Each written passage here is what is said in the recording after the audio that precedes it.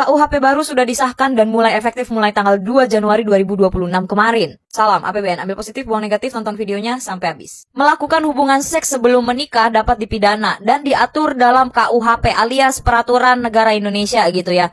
Menarik sih ya peraturan ini ya. Gue bahas tentang yang seks di luar nikah dulu ya. Pertanyaan gue gini, kenapa banyak dari kalian itu yang tidak setuju dengan peraturan ini? Gue mau tanya dulu kenapa. Memang kalian mau mendukung kumpul kebo? Kalian mau mendukung sex before marriage? Atau kalian mau mendukung apa gitu loh? Kenapa kalian pada gak suka sama peraturan ini? Menurut gue pribadi, peraturan POV tentang seks di luar nikah ini punya beberapa pandangan POV ya. Ada positifnya, ada negatifnya gitu kan. Maksud gue gini loh, positifnya itu ya berarti kita bisa mengurangi angka kehamilan di luar nikah. POV negatifnya ya seperti yang banyak beredar di kolom komentar gitu ya. Kalau pemerintah itu terlalu banyak mengurus ranah pribadi gitu loh. Cuma maksud gue gini ya.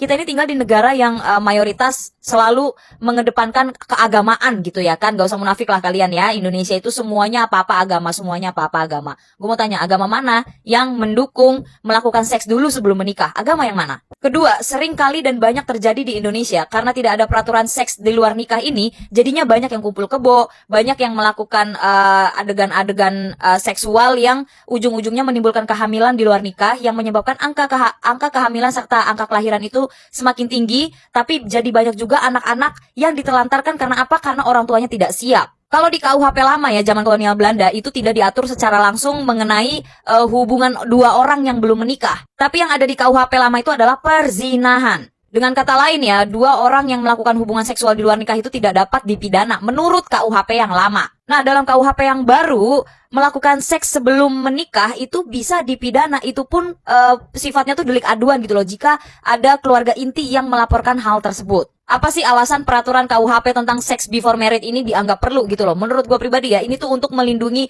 norma-norma, perlindungan nilai dan norma masyarakat. Mencegah dampak resiko sosial tertentu, misalnya mencegah kehamilan dini, mencegah kehamilan di luar nikah, anak di luar perkawinan yang sah, konflik keluarga dan sosial, tekanan sosial pada perempuan juga bisa. Tapi kalau mau ngomongin sisi negatifnya, ya ada juga. Ngapain pemerintah ngurusin ranah privasi pribadi masing-masing? Pada akhirnya, peraturan KUHP tentang melakukan hubungan seksual sebelum menikah ini udah bukan tentang setuju atau tidak setuju, tapi tentang bagaimana negara mengatur moral bangsa, bagaimana hukum dapat menyeimbangkan nilai sosial dan nilai kebebasan, dan gimana masyarakat memahami dampak-dampaknya. Sekarang yang paling penting itu kita paham rules-nya, kita paham aturannya, kita paham batasannya, tahu apa yang harus dilakukan dan yang tidak boleh dilakukan. Jadi kita harus apa? Ya kita harus bijak dalam bersikap. Lagi pula bukannya memang dari dulu ya kalau sex before marriage itu memang dilarang dan tidak diperbolehkan.